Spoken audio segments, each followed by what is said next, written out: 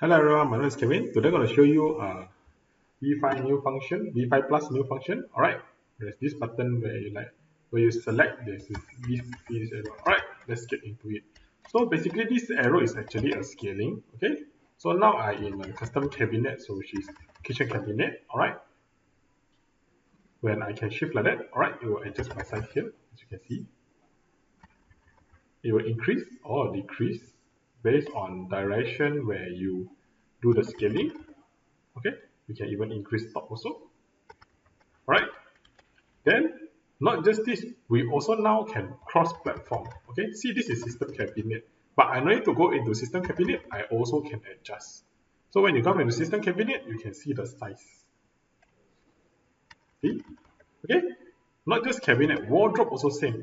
Okay, so in these three, we have now can able to cross each other. We can cross model to each other. So from here to here to here. Alright. So that's all for this video. Alright, hit the like button and subscribe. Okay, bye.